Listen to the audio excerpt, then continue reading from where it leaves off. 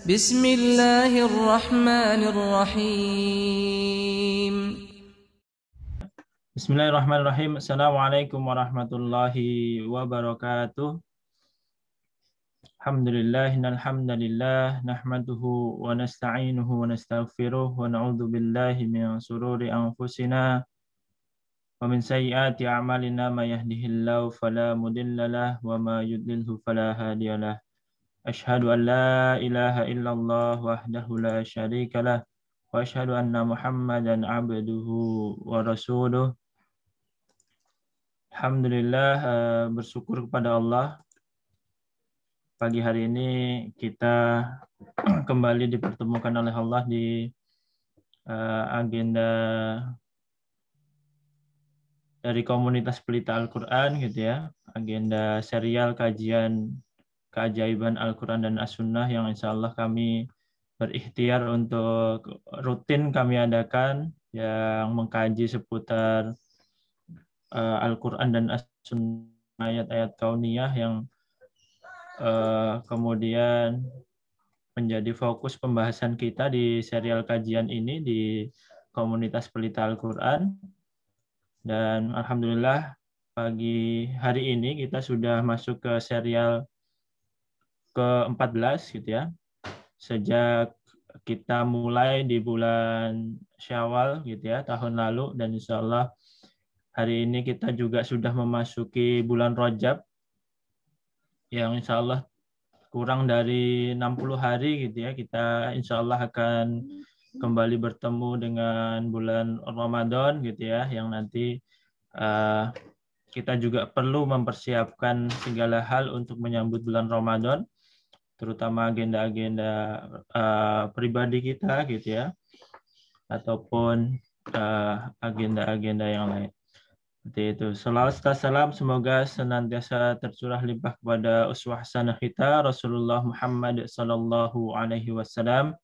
Allahumma shalli ala sayyidina Muhammad beserta keluarga, sahabat, tabi'in, tabi'ut tabi'in, dan orang-orang yang senantiasa istiqomah mengikuti sunnah-sunnah Rasulullah. Dan semoga kita yang berada di majelis ini, sahabat pelita Al-Quran sekalian, menjadi bagian umat yang kemudian senantiasa istiqomah untuk mengikuti sunnah-sunnah Rasulullah.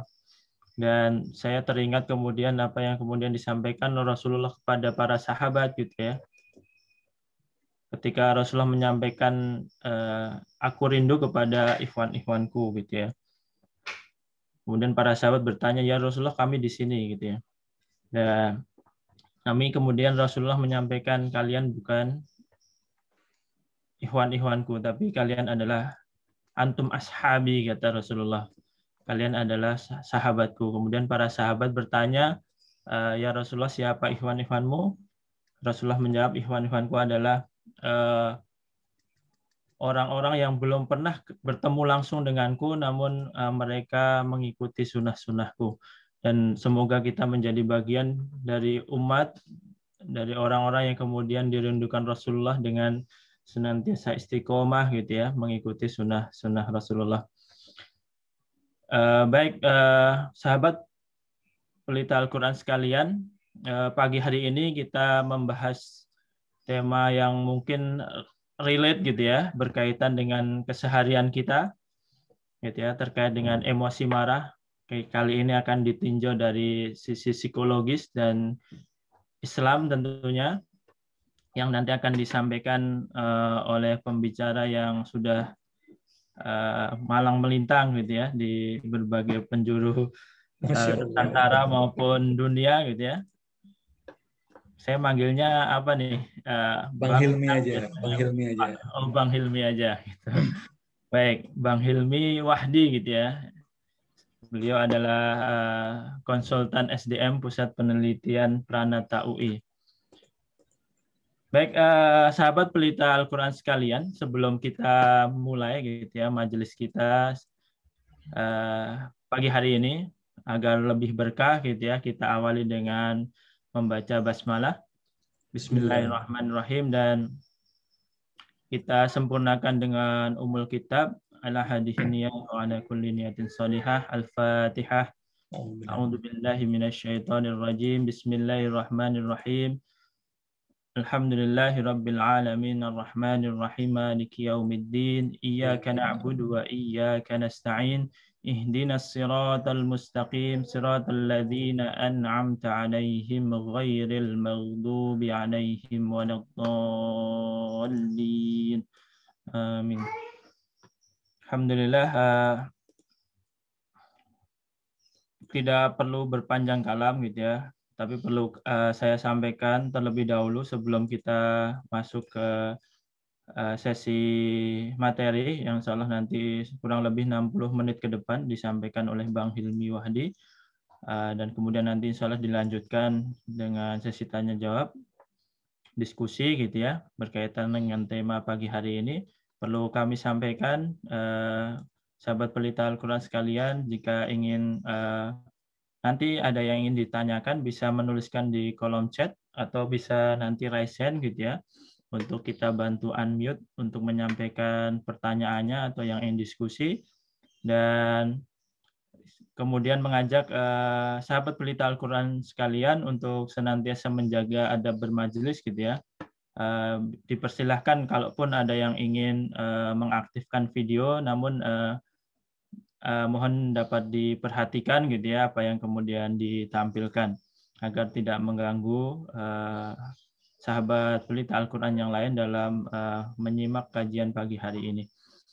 Baik, tidak perlu berpanjang kata lagi, kita langsung saja masuk ke sesi pemaparan gitu ya terkait dengan tema bersama guru kita gitu ya, Bang Hilmi Wahdi. Dipersilahkan Bang Hilmi untuk share screen, saya stop dulu ya. Ya, saya boleh share screen ya? Ya, silakan.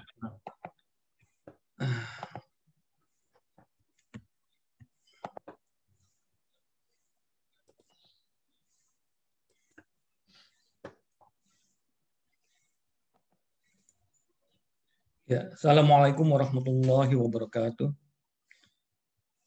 Bismillahirrahmanirrahim. Innal hamdalillah nahmaduhu wa nasta'inuhu wa nastaghfiruhu wa na'udzu billahi min syururi anfusina wa min sayyiati a'malina. May yahdihillahu fala mudilla lahu wa may yudlil fala hadiya lahu. Asyhadu an la ilaha illallah wahdahu la syarika lah wa asyhadu anna Muhammadan abduhu wa rasuluh la nabiy.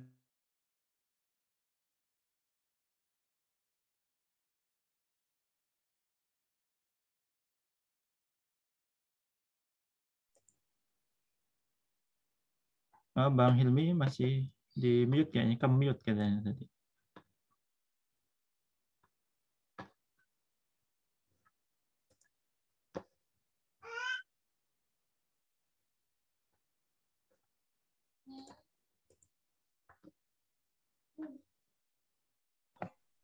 Ya.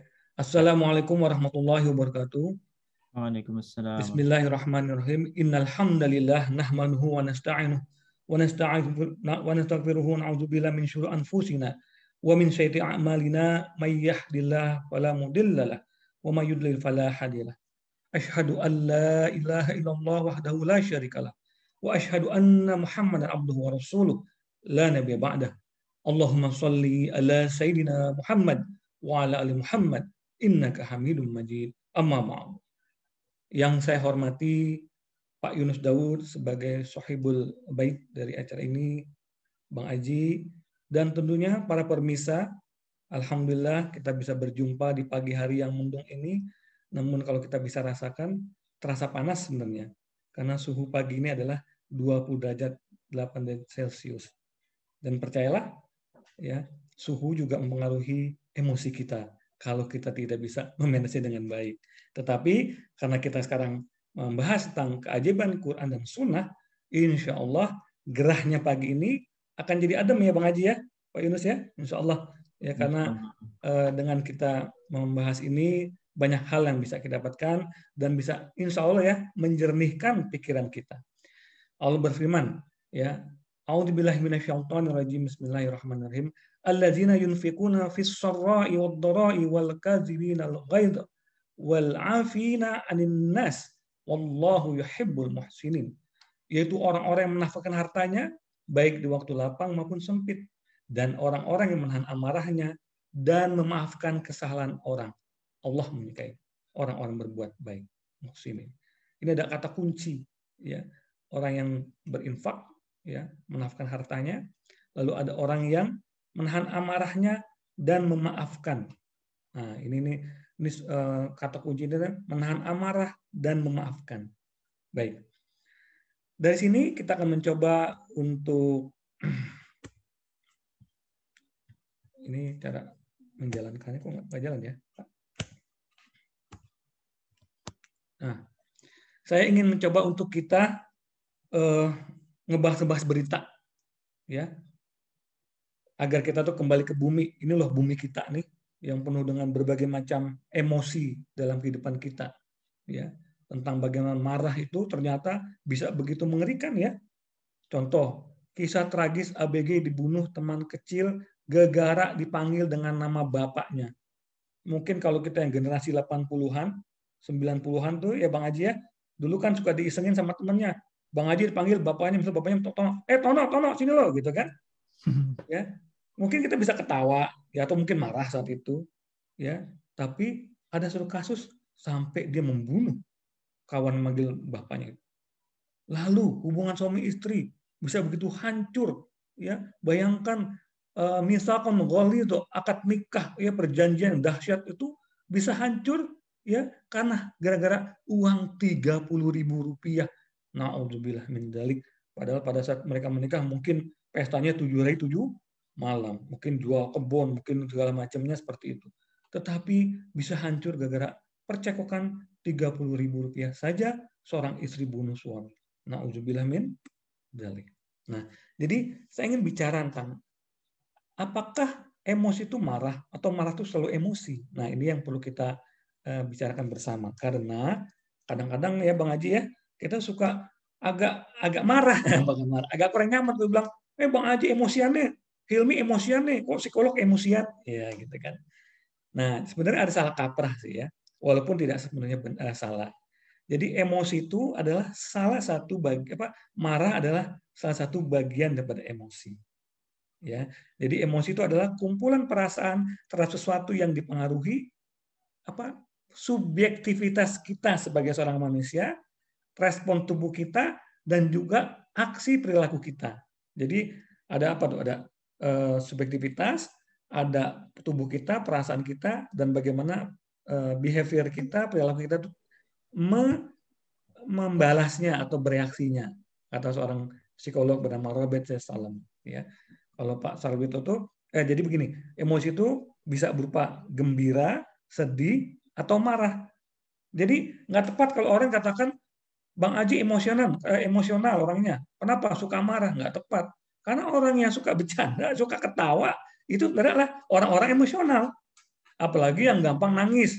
Waduh, kan kalau kaum ibu terutama ya, saya juga sih sebenarnya kalau nonton film drakor atau film drama-drama yang sedih, ikut nangis tuh, ya, sampai air matanya mengenang. Kadang-kadang saya juga suka ngeliat, nangis juga sih kadang-kadang kalau ada yang benar-benar seperti itu. Nah, itu kan sebenarnya reaksi emosi kita. Jadi emosi itu bisa marah, bisa gembira, ya, bisa juga sedih. Jadi marah adalah salah satu bagian daripada emosi. Nah, ya. Imam Ghazali, ya, seorang ulama, juga psikolog di sejarah Islam ya, maksudnya dalam komunitas para ulama, juga seorang psikolog sebenarnya, menerangkan bahwa marah itu bagaikan nyala api yang berkobar-kobar, ya, menyerang, bergerak, dan bergejolak dalam hati manusia. Ya, Masya Allah. Jadi marah ini nih sebuah energi yang kita timbulkan sendiri, dan dia itu bisa membesar, ya, dan bahkan bisa menjadi sesuatu yang sangat mengerikan seperti itu. Jadi marah menurut akar-katanya epistemologi daripada agama, dari bahasa Arab, ya, dari ghadiba yaghdabu ghadaban, ya, berarti marah itu bisa berarti gusar, jengkel, muak, dan sekaligus, dan seperti itu, ya. Bahkan Ibnu Qayyim al-Jauziyah mengatakan marah itu ibarat binatang buas. Ya. Bila engkau membebaskannya, ia akan menerkamnya. Ngeri kan? Ya, contohnya tadi, bagaimana seorang istri bisa membunuh suaminya yang harusnya dia cintai, ya, yang harusnya dia kasihi, seperti suami harusnya seperti itu, ya, tetapi bisa menjadi sesuatu yang mengerikan, ya. Dan kalau kita tidak mengekamnya, tidak menjaganya, ya, kalau kata Ibnu Qayyim al-Jauziyah, dia akan bisa menerkam, jadi malapetaka. Nauzubillah min dzalik, seperti itu. Jadi menurut Said Muhammad Nuh, ya, marah itu pada prinsipnya karena kita nggak rela. Coba deh kita perhatikan, saat kapan kita marah? Ya, kalau anak ABG tadi nggak rela, ya, nama bapaknya dipanggil-panggil. Kalau istri yang tadi itu nggak rela gara-gara 30.000 suaminya ngomong gimana begitu. Dan kadang-kadang kita perhatikan di jalan-jalan ada orang nyalip, ya, terus yang disalip pada saat berkendara nggak rela, terjadilah marah-marahan, bahkan sampai tusuk-tusukan. Jadi banyak kasus marah itu karena nggak rela. Ya. Jadi ketidakrelaan, ya, pada suatu kondisi yang kita hadapi. Ya. Nah, dari mana sumber marah berasal? Jadi kalau menurut secara psikologis ada 4. Yang pertama alasan emosional. Ya, jadi misalnya salah menafsirkan suatu situasi, suatu kejadian sehingga aksinya itu jadi marah. Ya, salah paham misalnya. Saya pernah nih pada suatu rapat ada staf saya senyum-senyum ketika saya ngomong. Ya, saya kepancing tuh emosi. Saya tanya, kamu kenapa senyum-senyum? Kamu nggak suka dengan pendapat saya? Oh, kaget dia. Enggak Pak, maaf Pak. Saya senyum lagi inget anak saya tadi lagi lucu-lucu di rumah. Maaf ya Pak. Oh, saya pikir kamu tawain saya. Nah, kenapa saya marah? Karena saya menyimpulkan secara subjektif, secara emosional bahwa ada orang yang menertawakan saya. Padahal maksudnya bukan seperti itu. Ya. Makanya wajar ya kalau kita bilang suuzon, ya, itu karena memang suuzon itu sumber kemarahan itu. Ya. Lalu toleransi frustasi yang rendah. Ya, nah ini biasanya terjadi pada saat kita mengalami suffering, mengalami nauzubillah, ya, cobaan, musibah, ujian dari Allah. Ya, misal dalam keadaan sakit, dalam keadaan lapar, dalam keadaan miskin, dalam keadaan macam-macam. Ya, yang biasanya tuh tidak nyaman situasinya. Ya, yang berikutnya adalah harapan yang tak masuk akal. Jadi seringkali kita tuh jadi pemarah karena kita punya harapan-harapan yang di luar realitas kita gitu. Misalnya ada orang atau anak kita misalnya, Bu, anak kita tuh mungkin tidak secerdas anak-anak yang lain dari segi kognitif, ya Bu atau Pak. Ya, terus kita punya harapan anak kita harus jadi profesor, harus jadi ini. Sehingga Bu kita marah sama anak kita. Kamu ini gimana, Nak? Nilai kamu jelek dulu, Nak, gitu kan. Sehingga anak itu bukan menambah semangat, malah makin merasa dirinya dipersalahkan. Ya, jadi kita bukan marah-marah. Kita punya istri misalnya, kok istri saya nggak cantik kayak Yuni Sara gitu ya? Kamu gimana sih? Ya kamu wajah kamu, nggak bisa lah. Ya kalau udah wajah kayak begini kan kita udah terima istri kita seperti itu. Kenapa kita harus komplain? Ya kan? Itu suatu harapan yang nggak mungkin masa istri kita harus berubah kayak orang lain gitu kan? Ya, oplas seperti apapun tidak akan bisa merubah wajah istri saya. Atau kebalikannya, ya, suami kita misalnya, suami ibu misalnya nggak seganteng Tom Cruise misalnya, ya, bandingin sama yang lain gitu kan, waduh, ya, bawaannya jadi marah dan segala macam, ya, macam-macam, ya, jadi harapan yang nggak masuk akal. Lalu yang keempat, menyepelekan orang lain. Nah, makanya kan istilahnya ada yang mengatakan kalau kita mau bebas marah-marah jadilah bos, ya nggak Pak Haji? Ya, ada kata-kata begitu kan Pak Meo, ya. Karena memang bos itu, ya, hobinya marah. Itu udah kayak semacam apa ya? Kenapa? Karena bos merasa diri paling tinggi. Sementara dia punya bos lain, entah customer, entah atasannya lagi, yang selalu ngomelin dia. Maka biasanya yang akan menjadi samsang, ya, jadi objek marah bos ada anak buahnya. Nah, bukan berarti itu sesuatu yang boleh, ya. Marah itu Bisa boleh, bisa enggak, tergantung kan. Nanti kita bahas. Tetapi kalau kita merasa bahwa kita lebih tinggi dari orang lain dan kita berhak marah, nah itu nggak boleh. Ya. Jadi seperti itu. Ya, jadi macam-macam. Nah, marah itu bisa juga sumber marah dari diserang secara verbal, ya dihina, ya dikatakan jelek lah, dikatakan apalah, miskin lah, kampungan lah, ya. Atau ide atau opini yang tidak dihargai. Coba Bapak Ibu rasakan kalau lagi rapat di suatu forum, atau jauh-jauh deh di WAG, di WhatsApp group, itu kan umum ya sebenarnya, khusus tapi umum. Ya. Coba kalau kita lagi memposting suatu pendapat kita, tahu-tahu hoak, salah Bu, salah Pak, itu kan rasanya kita panas banget gitu. Karena apa? Ya, kita lagi posting, dibaca sama orang, tahu-tahu dibantah dengan cara yang nggak asik. Nah, makanya hati-hati Bu, kalau yang nggak kuat mental, hati-hati dengan grup-grup WhatsApp ya. Jangan sampai kita jadi emosian gara-gara seperti itu. Ya. Lalu ancaman terhadap kebutuhan dasar, misalnya kekurangan harta, nggak bekerja dan segala macamnya. Makanya kan biasanya keamanan suatu negara berbanding lurus dengan tingkat kesejahteraan daripada masyarakatnya, ya seperti itu. Nah, bagaimanakah kalau dari segi fisiologis, ya fisiologis itu bagaimana tubuh kita, faal kita tuh dalam masalah marah. Jadi ternyata tuh marah itu Bapak Ibu sekalian harus ada hardware-nya, harus ada apanya? Harus ada tempatnya gitu loh, ada alatnya. Ya. Nah, dari manakah itu bermula? Itu yang namanya si amigdala. Ya. Amigdala, bukan ami ya. Nanti si ami marah lagi. Saya dibilang tuding sumber marah. Ya.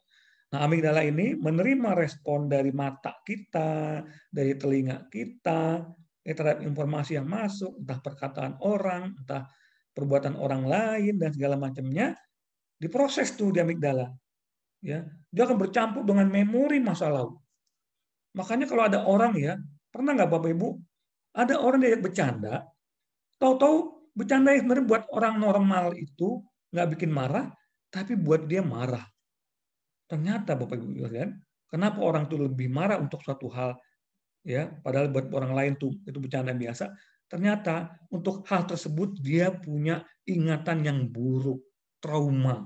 Jadi ketika ada bercandaan itu, yang keluar adalah rasa sensitivitas marah pada dia. Maka hati-hati tuh Bapak Ibu sekalian, bercanda, lihat orangnya. Dulu saya pernah tuh, ya, ada tukang cat di rumah saya ya, cat mobil. Saya bercanda, gila banget deh kerjaannya gitu kan. Kalau saya muji benernya gitu ya, karena keren gitu.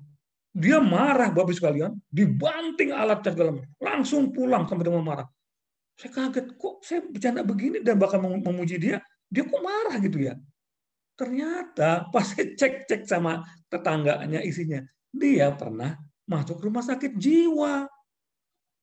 Sehingga ketika saya bicara masalah gila, itu tundingannya ingat masa lalunya. Nah, itu hati-hati itu makanya Bapak Ibu sekalian. Makanya betul ya, berkata benar ya atau diam kalau kata Rasulullah. Sebaiknya begitu kalau sebisa-bisanya. Jadi amigdala ini ya akan menerima rangsang itu. Nah, kalau orang yang sumbu pendek ya langsung bereaksi marahnya itu. Nangisnya, marahnya dan segala macam ya. Tapi kalau orang yang bersumbu panjang, maka marahnya itu akan diproses di korteks cerebri namanya. Nah, ini namanya tingkat kesadaran. Berpikir rasional, berpikir sehat. Karena di sini ada apa? Ada nilai agama kita yang kita pelajari. Ada nasihat orang tua kita. Ada nasihat guru kita. Ada kebajikan yang ada di sini yang akan mengolah apakah kita harus marah atau nggak marah. Begitu. Ya, jadi ini luar biasa. Jadi marah itu ada perangkatnya. Ada suatu penelitian ya, tahun 30-an, seekor simpanse diambil amigdalanya. Ya, nih yang puni. Diambil amigdalanya, ternyata jadi apa? Jadi boyo itu bahasa Betawi apa ya? Yang nggak marah, yang nggak nangis, diem aja gitu kan? Ya, kayak nggak ada emosinya, karena pusat emosinya dirusak. Jadi amigdala itu bukan sesuatu yang buruk, itu sesuatu yang penting. Karena disitulah kita bisa merasakan kasih sayang dan memberikan kasih sayang. Karena emosi itu butuh kasih sayang itu butuh emosi. Ya, jangan sampai kita tuh jadi dibajak oleh amigdala, itu yang penting. Ya, seimbang ya antara proses kesadaran kita dalam otak kita yang besar dengan pusat emosi kita. Ya. Rasul mengatakan, ya, ketika ya Rasulullah berwasiatlah buat nasihatil aku. Rasulullah mengatakan qala la taghdab. Faradda miraran qala la taghdab. Ya, jangan marah kata Rasulullah. Jangan marah. Jadi Rasul itu mengatakan udah prinsipnya jangan marah dalam hidup kita. Tetapi bukan berarti marah itu suatu yang sama sekali dilarang, karena marah itu tergantung objeknya juga.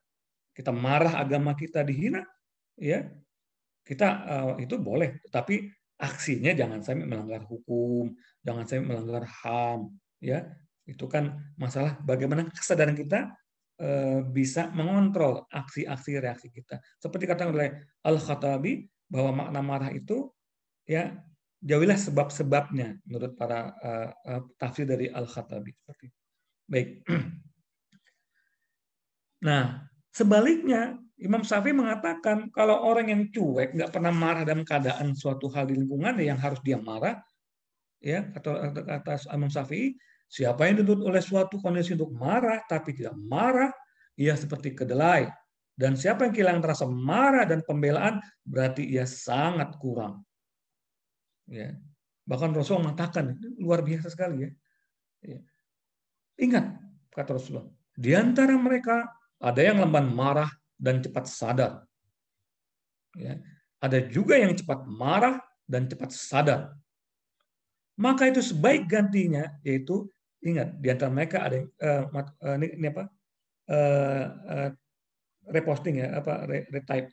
Ingat, yang terbaik dari mereka adalah lamban marah, ya, tapi cepat sadar. Yang terburuk adalah cepat marah dan lamban sadar. Ya, nanti kita bahas lebih lanjut lagi. Ya, jadi ini nih, yang positif nih, kalau bisa kita lamban marah, cepat sadar. Jangan sampai ya kita cepat marah, lamban sadar. Ini matrik yang dibuat Rasulullah. Ini luar biasa banget, gitu ya.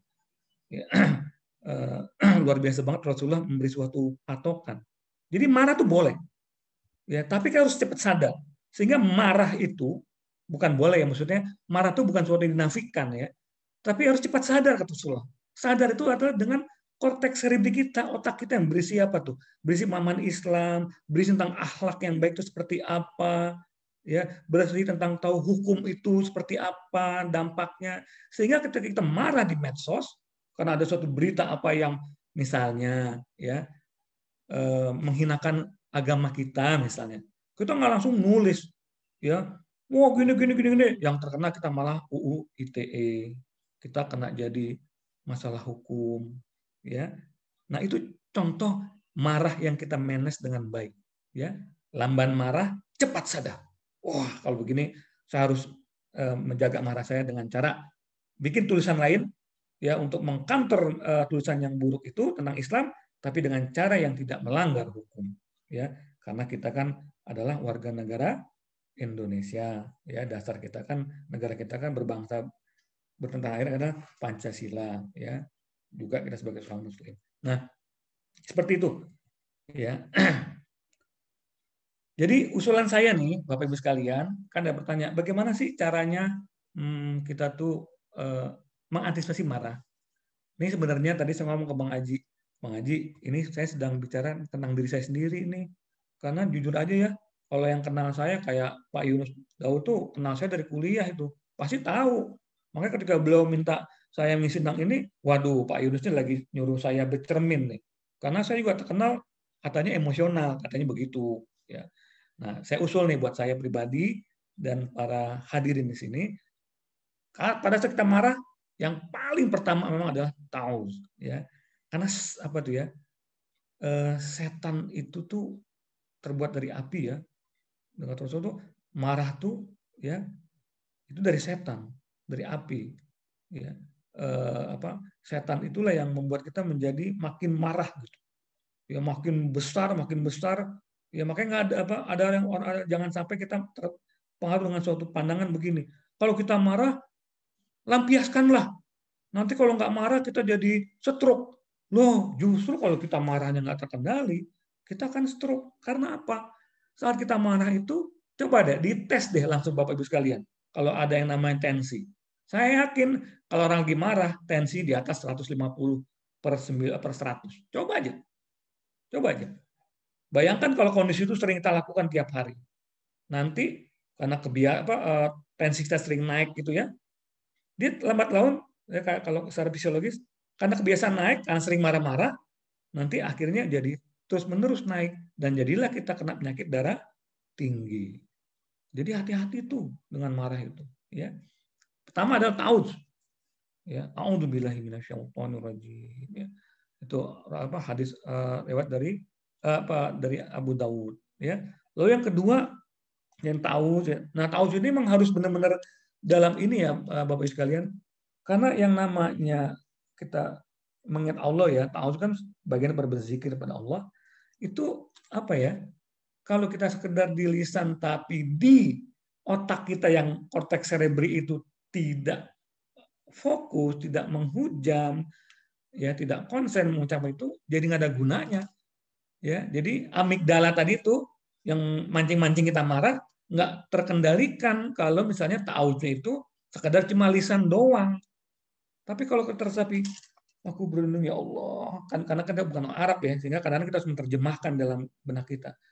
Aku berlindung ya Allah dari segala godaan syaitan yang terkutuk. Astagfirullah ya Allah. Aku kok marah ya Allah. Nah, itu bisa membantu kita.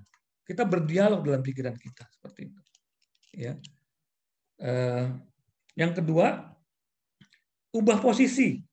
Ya, jadi Rasulullah itu 1400 tahun yang lalu sudah mengatakan, ya, idza qadaba ahadukum wa huwa qa'im falyajlis fa in dhahaba anhul ghadabu wa ila fal yabtaji.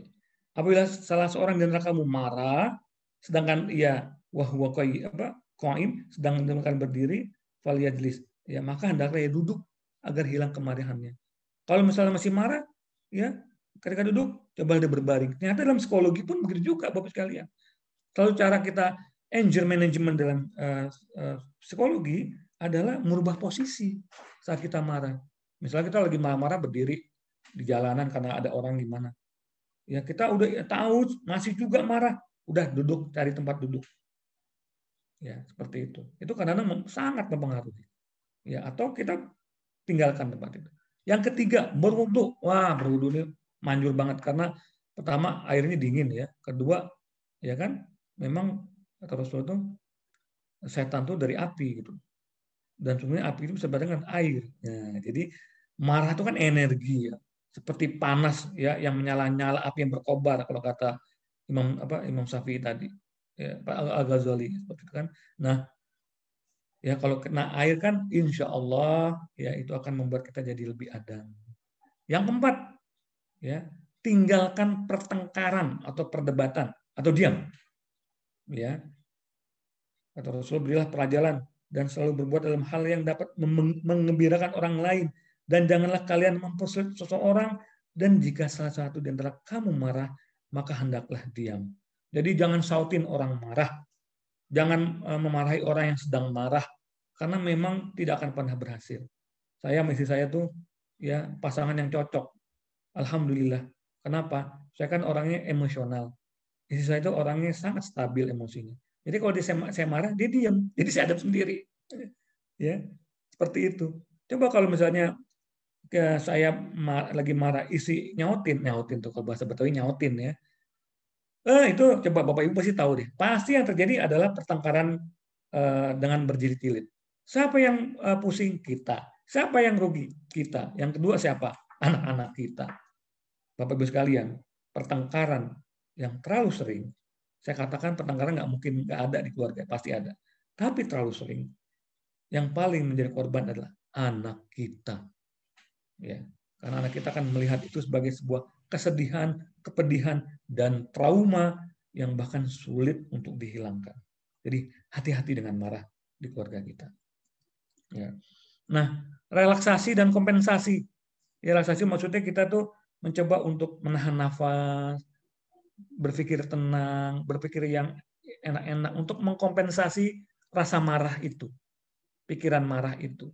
Dan ganti dengan kegiatan lain yang bisa meredam marah kita. Misalnya, kita lagi marah sama istri, ya udah tinggalkan udah. Ya kalau udah nggak bisa lagi. Karena apa? Kita ngomong apapun pasti nanti amarah yang keluar. Kita baca Quran kayak, kita misalnya kalau kita hobi apa?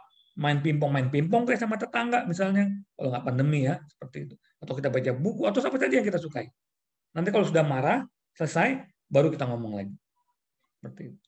Nah, yang sifatnya jangka panjang nih Bapak sekalian, karena memang marah ini kan, mohon maaf, marah ini derajat kemampuan orang menahan marah itu ternyata ada unsur genetik Bapak sekalian, dan juga faktor pembelajaran dari orang tua. Jadi kalau orang tua kita tuh pemarah, biasanya itu ya memang ada unsur sedikit pengaruh kepada anak-anaknya. Ya, pertama mungkin dari dia melihat orang tuanya itu sering marah, itu menjadi sebuah pembelajaran bagi dia bahwa kalau merespon begini, bagusnya begini. Karena orang tua kan di mata anak-anak apapun bagus, termasuk yang buruk pun di mata anak bagus kalau nggak diterangkan bahwa itu sesuatu yang buruk, ya kan? Maka hati-hati dengan apa yang kita lakukan. Nah, kadang-kadang memang ada orang-orang yang memang secara genetik, tanda kutip ya, sumbu pendek gitu, orangnya sensitif. Karena amigdalanya lebih dominan daripada korteks cerebrinya pada saat bereaksi pada suatu kondisi. Nah, bukan berarti ini sebuah kutukan, bukan. Orang emosional pasti ada kelebihannya. Ya, misalnya dia bisa menghibur orang juga. Dia biasanya lebih banyak kawannya. Ekstrovert biasanya itu emosional. Ya, introvert biasanya pendiam, orang bilang begitu. Nah, Allah tuh pasti memberikan kelebihan sekaligus ada kekurangannya. Nah, bagi kita yang ingin mengurangi faktor-faktor genetis dan pembelajaran masa lalu tentang sifat marah kita, coba kita lakukan secara jangka panjang. Yang pertama, cobalah kita mempunyai konsep yang benar gitu ya tentang diri kita. Tahu nggak Bapak Ibu sekalian? Saya pernah wawancarai seorang tetangga saya, orangnya pemarah banget. Kenapa sih Pak, Bapak kalau sama tukang, sama tetangga yang ini, Bapak gampang marah gitu ya. Akhirnya simpan begini, dia merasa bahwa saya ini anak kolonel, saya ini dulu bapak saya pejabat, ya saya ini gini-gini. Orang-orang itu tuh nggak ngerti dibilangin, padahal mereka cuma tukang. Itu tetangga saya tahu kerjanya tuh di bawah saya pada saat lu masih kerja. Jadi dia punya konsep diri yang begitu, sehingga dengan mudah kalau ada orang salah tuh marah gitu. Ya. Jadi nauzubillah ya, menyepelekan orang. Tahu nggak penyakit dia apa? Darah tinggi. Tahu nggak dia meninggal karena apa? Stroke. Nauzubillah min dzalik. Yang kedua, tawazun dalam bersikap pada orang. Ya, ini menarik nih. Ini menarik. Ya, ada sebuah ayat mengatakan, wa asa an tuhibbu syai'a wa huwa syarrul lakum. Wallahu ya'lamu wa antum la ta'lamun. Boleh jadi kamu membenci sesuatu padahal amat baik bagi. Dan boleh jadi kamu menyukai sesuatu padahal dia amat buruk bagimu. Allah mengetahui sedang kamu tidak mengetahui. Ini suatu perintah Allah. Ini asbabun nuzulnya tentang ayat perang. Ya. Kutiba alaikumul qital. Diwajibkan pada kamu untuk berperang pada saat zaman Rasulullah dulu ya. Ya, pada itu saat kamu benci. Ya, siapa coba manusia normal mana yang suka perang? Nggak ada Bapak Ibu sekalian. Karena kalau ada orang suka perang, bisa dipastikan dia psikopat. Seorang muslim itu nggak boleh suka perang. Kecuali diperintahkan. Kecuali memang keadaan. Ya, Allah mengatakan, karena itu sesuatu yang kamu benci. Ya, orang yang normal itu pasti benci perang. Karena perang itu pasti akan membunuh orang.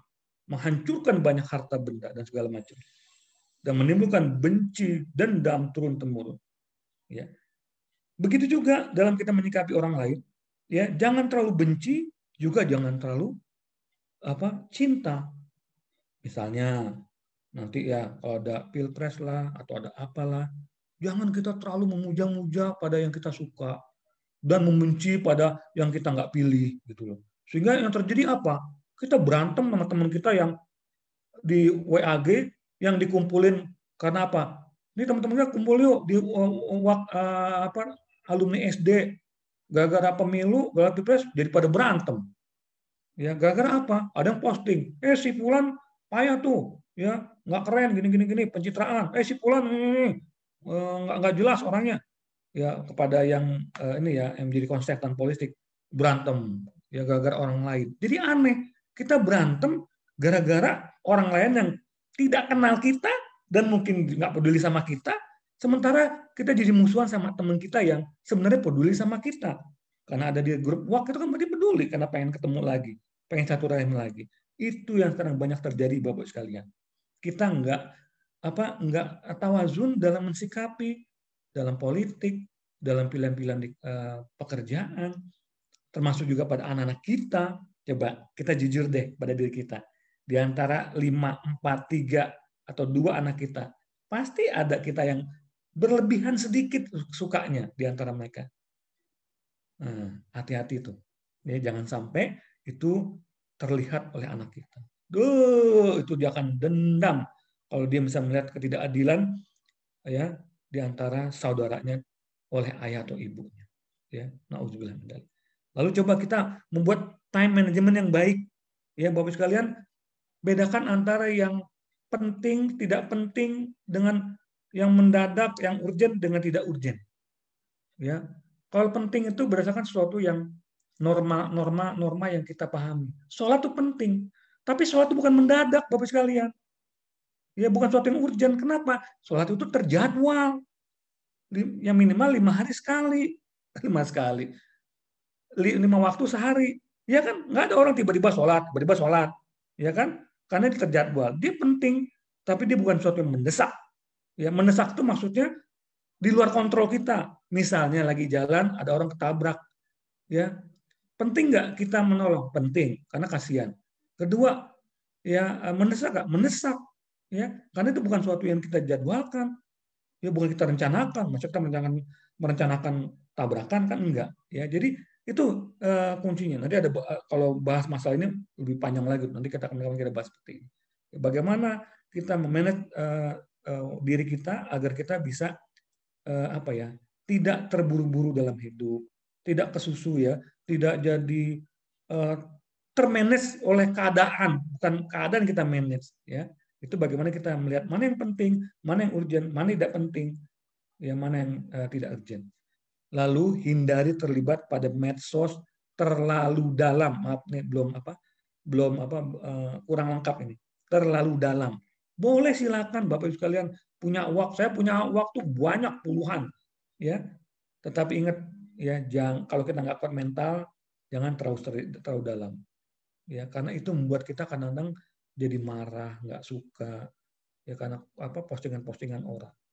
Yang berikutnya adalah itu ibadah pribadi seperti puasa, tahajud, ya dan segala macamnya itu akan membuat kita tuh makin hati kita tuh makin lembut. Ya, secara psikologis juga ternyata tahajudnya membuat diri kita lebih tenang. Kenapa? Kita pada saat tahajud itu kan kita banyak berdialog secara sendiri, fokus. Ya Allah, ampunilah diriku ya Allah. Di malam tahajud nih, aku berdoa agar aku menjadi orang yang sabar ya Allah. Ya Allah, jauhkan hamba daripada gangguan-gangguan yang buat hamba menjadi lupa akan keimanan padamu ya Allah. Itu kan benar dialog. Dan banyak metode-metode anger management ya yang ditawarkan oleh para psikolog barat tuh. Cara dengan apa? Dengan meditasi, berdialog, fokus di kepala. Padahal kita sudah punya 1400 lalu, yaitu dengan sholat. Baik sholat yang wajib maupun sholat tahajud dan sunat lainnya. Ya, subhanallah. Ya, mudah-mudahan apa yang saya sampaikan bisa mendapat manfaat bagi saya pribadi dan tentunya untuk semua kita. Assalamualaikum warahmatullahi wabarakatuh. Waalaikumsalam warahmatullahi wabarakatuh. Terima kasih, jazakallah khairan, Bang Hilmi terkait dengan menyampaikan tadi ya, terkait dengan emosi marah gitu ya. Nah, sahabat pelita Al-Quran sekalian, silahkan bagi yang ingin bertanya, kita masuk diskusi. Sepertinya banyak yang relate gitu ya kalau bahasa anak muda sekarang gitu. Yeah. Dengan yang kita jumpai sehari-hari gitu ya, terkait dengan emosi dan marah. Tadi kalau disebutkan Bang Hilmi, ternyata emosi dan marah itu bukan satu hal yang sama gitu ya Bang Hilmi ya. Ya, marah itu bagian dari emosi. Ya, marah itu bukan bagian daripada emosi, bukan sama equal gitu ya. Gitu. Nah, sahabat pelita Al-Quran sekalian dan Bang Hilmi gitu ya, ini ada beberapa pertanyaan nih Bang di chat. Ya, Mas monggo. chat terkait dengan tema kita hari ini. Mungkin sambil bisa dibaca dan saya bacakan juga. Yang pertama dari Nenden Hasrianti, dari sahabat Nenden. Pak Ustadz, mohon maaf, saya mau bertanya, kalau marah karena orang tidak mau bayar hutang, boleh apa tidak? Nah, ini yang Iya, iya. ya Langsung silakan jawab Bang. atau gimana? Ya, langsung aja Bang. Ya, ya. Ini ujian banget nih. Ujian banget. Karena saya juga mengalami ya. Masya Allah, kadang-kadang ada orang berhutang sama kita. Pada saat kita ingatkan, dia lebih marah. Iya kan? Benar nggak Bang Haji? Ya benar nggak tuh Mbak Nenden? Ya Ya, kan? Ini mau ujiannya. Bahkan Rasul pun pernah diuji dengan itu. Bahkan lebih dramatis ya kejadiannya. Rasulullah lagi jalan bersama para sahabatnya, tahu-tahu ada seorang Yahudi kalau nggak salah ya mencengkeram ini apa gamis Rasulullah. Wahai Muhammad, kamu ini belum bayar hutang gitu. Wah sahabatnya ngeliat nabinya, masya Allah. Kita kalau juga ngeliat kayak gitu marahin minta ampun ya. Udah langsung mentak basah ya. Tapi kata Rasul, sabar, sabar, sabar ya. Bayar hutang ini. Ya, bayarkan hutang ini. Padahal sebenarnya Yahudi itu lupa bahwa sebenarnya belum jatuh tempo gitu loh. Ya, ya. Nah, itu Rasulullah itu ditagih hutang ya. Ditagih hutang. Ya. Sampai begitu dia nggak marah. Ya, itu bagaimana Rasulullah menurunkan konsep dirinya. Ya, bahwa dia itu melihat orang ini nggak paham. Orang ini nggak paham, salah paham, dan lupa. Sama dengan misalnya orang yang misalnya kita tagih hutang. Bisa jadi dia lupa. Bisa jadi dia tidak punya duit. Bisa jadi dia baru dapat musibah lagi. Ya. Nah, kalau misalnya apakah kita harus marah? Saran saya nih, ya, nagih boleh terus, silakan tagih, karena kasihan juga kalau ada tagih. Kenapa? Hutang itu kan bahkan dalam sebuah hadis, hutang itu adalah yang menghambat syahidnya seorang.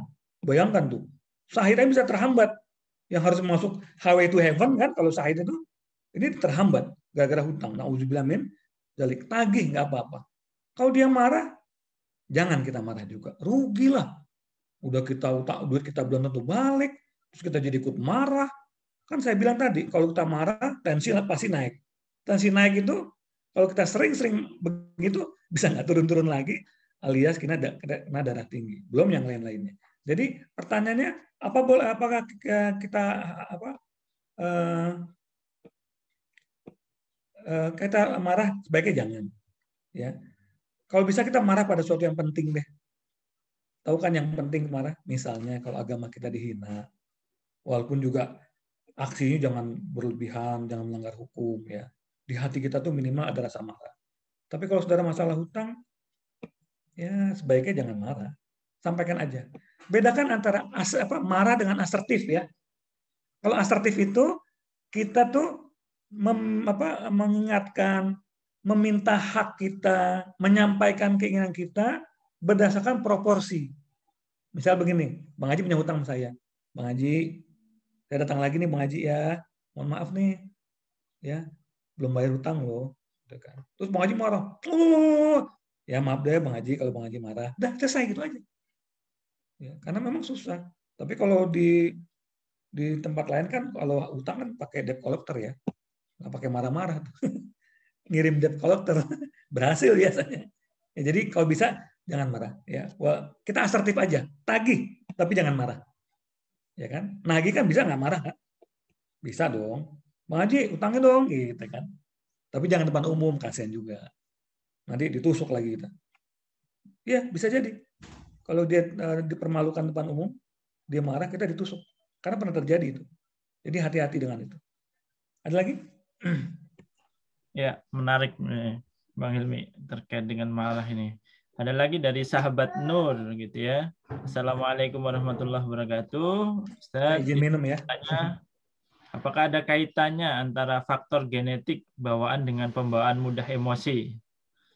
Nah, ini juga banyak juga sering dijumpai atau banyak sering jadi apa namanya obrolan gitu ya. Saya share screen lagi boleh ya, izin ya? Boleh, silakan, Bang. Boleh ya.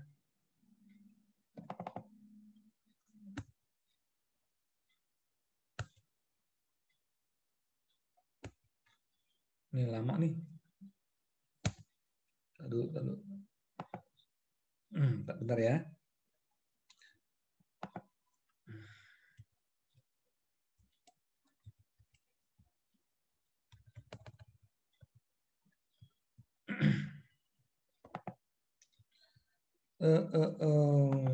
Nah, saya pengen share screen yang tadi.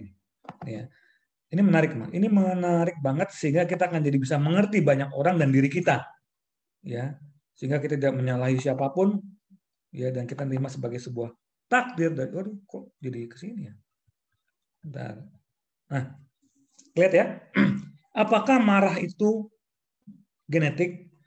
Saya nggak bisa mengatakan bahwa sifat marah itu genetik, ya. Saya nggak mengatakan seperti itu. Tetapi bagaimana seorang proses kerja ya dalam sistem otak kita. Jadi otak kita nih ada yang di atas nih higher cortex, ada yang amigdala itu bagian otak kita juga, ya kan? Yang isinya perasaan, emosi. Jadi sebenarnya mohon maaf ya kalau kita mau mengatakan, aduh hatiku dag-digdug, aduh hatiku panas, marah, megang dada itu sebenarnya salah. Bukan salah sih, udah bener lah karena kepala kita aduh hatiku panas karena sebenarnya yang namanya panas, marah, senang, gembira, berpikir itu di otak kita sebenarnya. Ya, nah amigdala itu prosesnya itu memang setiap orang berbeda-beda dan ini memang diturunkan. Ada orang yang proses amigdalanya itu lebih cepat daripada orang lain sehingga dia jadi kelihatan lebih emosional, loh. Emosional itu bukan berarti harus marah terus. Bisa jadi dia orang yang sangat ceria gitu loh. Ceria, dia gampang banget tertawa, gampang menghibur. Ada kan orang kayak gitu, Bang Haji? Ya, dia orang yang lucu ya, gitu kan. Karena memang dia orang emosional. Tapi emosi yang dia tuh dominan bentuknya adalah emosi gembira gitu. Ya, reaksinya juga pada saat ini dia nggak terlalu reaktif. Nah, ini cara bekerja otak kita itu memang ada unsur genetik. Sehingga kalau ada ayah kita pemarah ya, saya pinjam pemarah ya. Ada ibu kita pemarah, biasanya sebagian anak-anaknya akan jadi pemarah. Karena dua faktor. Pertama, mungkin ada proses genetik dalam proses mekanisme otaknya. Ini pasti turunkan seperti penyakit apa coba? Penyakit diabetes itu kan diturunkan. Hipertensi diturunkan, ya kan? Jantung juga menurutnya. Nah, bisa jadi karena proses pembelajaran tiap hari melihat orang tuanya rame. Makanya kalau para psikolog bilang kalau mau berantem jangan di depan anak, ya masuk ke kamar berdua kunci. Ya kalau bisa pakai peredam kamarnya itu. Juga kalau keluar kata-kata yang rame-rame anaknya dengar. Kenapa? Dikhawatirkan itu akan ditonton dan akan dilihat seperti apa. Ya, anak itu akan meniru. Nah, kira-kira demikian. Jadi memang ada unsur itu. Tapi bukan unsur pemarahnya ya, Bang. Ya. Bagaimana mekanisme sistem emosinya itu bisa diturunkan gitu loh. Ya. Ya. Mangga. Baik. Selanjutnya dari sahabat Gagan Hartana. Assalamualaikum. Bagaimana menghadapi orang marah yang memberi manfaat baginya, cara menenangkan saat diri kita menjadi sasaran marah? Maksudnya apa nih? Boleh diterangkan ya? Apakah menghadapi orang marah yang cara menenangkan saat diri kita menjadi sasaran marah? Mungkin maksudnya ketika kita kena marah gitu, Bang Hilmi. Menenangkan orang lain atau diri kita? Itu beda soalnya. Kalau di sini sih nggak tahu apakah typo dari. Oke, saya coba tangkap ya. Keduanya, Bang Hilmi. Ya, misalnya ada orang marah sama kita, bagaimana sikap kita ya? Untuk orang itu, ya kita jangan kalau orang marah, ya, apa kalau dia lebih tua atau apalagi dia lebih tinggi posisinya, jangan kita lawan. Itu hadis baik diam, itu benar. Itu benar. Kita diam aja. Pak, kalau misalnya, gimana kamu? Udah marah. Setelah itu baru ngomong, gimana kamu? Nah, baru kita ngomong kalau begitu. Tapi kalau dia masih marah, kita diam aja. Karena kalau kita nyaut, yang terjadi adalah terus menerus. Kita akan jawab pada saat dia sudah reda. Jawab. Dan jawab itu, lihat dia marah karena apa. Misalnya, dia salah paham. Kita janji hari Rebo laporannya, dia udah nagih hari Senin. Nanti setelah dia marah, bos, mohon maaf bos. Bos kan dulu saya janji hari Rebo bos. Ini masih saya kerjakan, ini masih hari Senin loh bos. Kan kalian mintanya hari Kamis, bukan sekarang. Oh iya ya, saya pikir, nah kadang-kadang begitu. Karena mungkin saja dia marah tuh gara-gara dimarahin istrinya dari pagi. Atau dia semalam diomelin sama bosnya lewat WA. Kita yang kena, gitu loh. Ya. Nah kitanya kalau dimarahin sama orang, ya tergantung kita. Ya dibilang apa kayak, Rasul tuh nggak pernah marah loh, dibilang gila, ya. Bahkan dilemparin kotoran kambing, Rasul nggak pernah marah. Karena bagi Rasul tuh ya penghinaan terhadap harga diri itu nggak mengurangi harga dirinya di mata Allah gitu loh. Paham nggak maksudnya? Kan yang penting kita kan di mata Allah ya, bukan di mata orang kan. Pada intinya kan begitu sebenarnya. Jadi kalau ada orang mengatakan, kamu jelek, kamu bodoh, kamu miskin, biarin aja, ya. Terus tadi kamu bilang apa? Ya, yang penting Allah tuh ridho sama saya. Tapi jangan ngomong begitu di hati kita maksudnya. Makanya Rasul nggak pernah marah kalau di masalah harga diri, dia nggak pernah marah dia. Dia hanya marah kalau misalnya apa? Ya, masalah berkaitan dengan perintah-perintah Allah yang dilanggar. Rasul pun juga caranya tidak ngaco-ngaco, ya maksudnya Rasulullah ngaco nggak mungkin. Contoh, ingat nggak saat seorang Badui ya kencing di masjid? Ada kan kisah itu? Bayangkan kalau zaman sekarang nih, Bang Haji, ada orang tiba-tiba kencing gitu di masjid mana gitu, ya waktu lepas anjingnya itu ramai minta ampun, ini nggak yang sentuh, ya kan?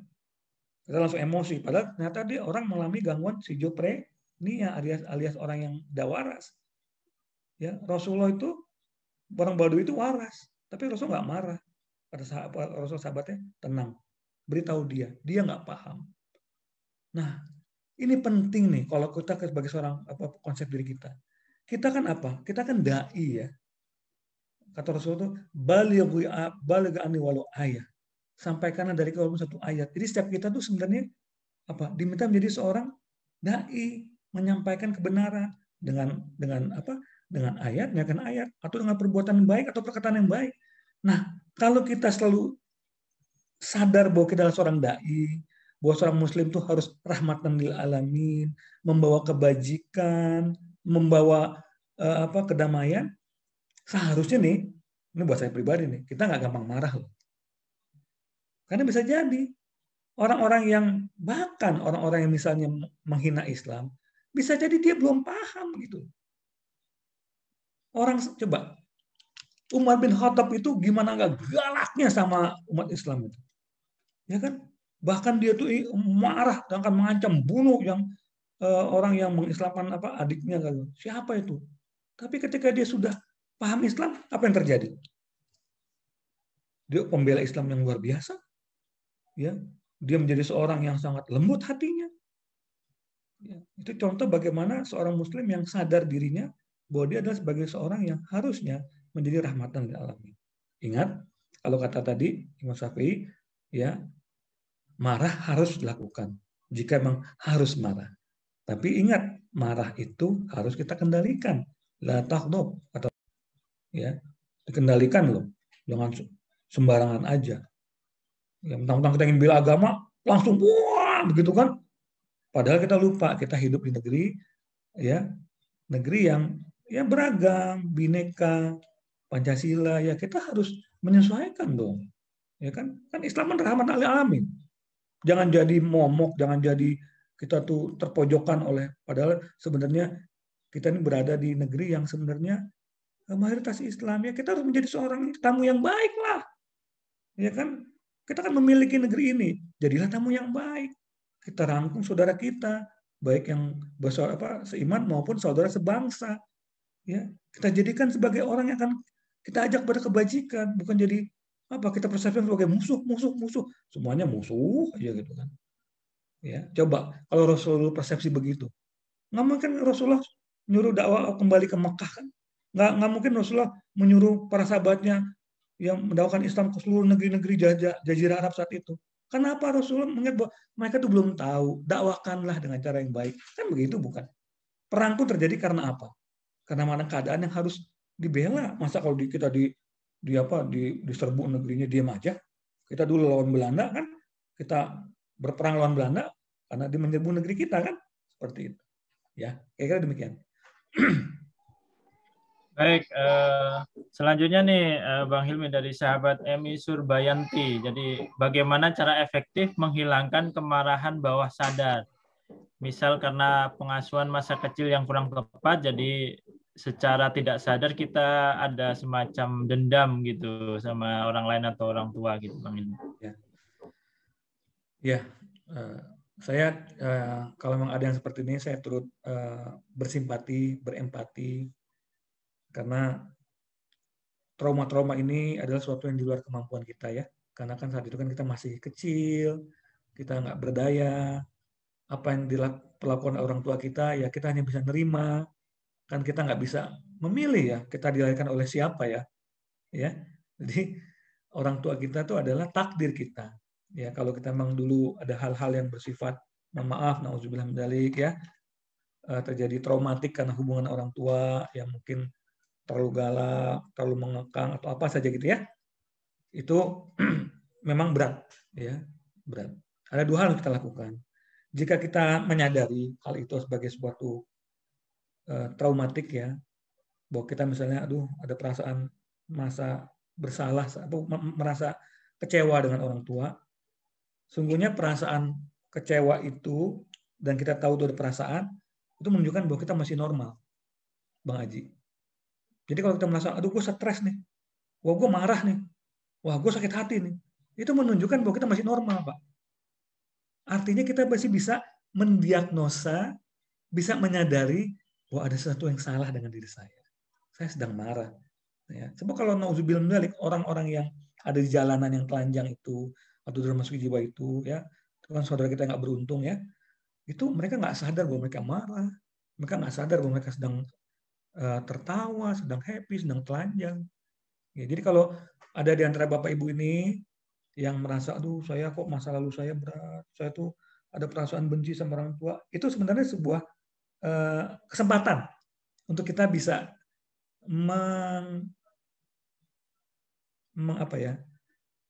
membenahi masalah itu. Karena kita menyadari. Nah, itu satu ya. Jadi kita tahu nih bahwa kita ada trauma dengan orang tua. Yang kedua, berikutnya kita hilangkan trauma itu. Banyak cara sih. Kadang-kadang cara-caranya itu nggak sengaja ya. Misalnya, ini contoh banget yang saya alami. Ada seorang tetangga saya, ya, dia anak muda lah gitu ya, jauh di bawah saya, ngobrol di bulan Ramadan, cerita curhat. Masih muda anak itu ya, waktu itu masih baru lulus kuliah di sebuah perguruan tinggi negeri di Bandung. Dia lagi pulang gitu ya ke Depok. Dia cerita tentang dirinya, lalu sampai cerita tentang sampai cerita banyak hal, sampai termasuk yang paling mendalam yaitu ternyata dia benci dengan ayahnya.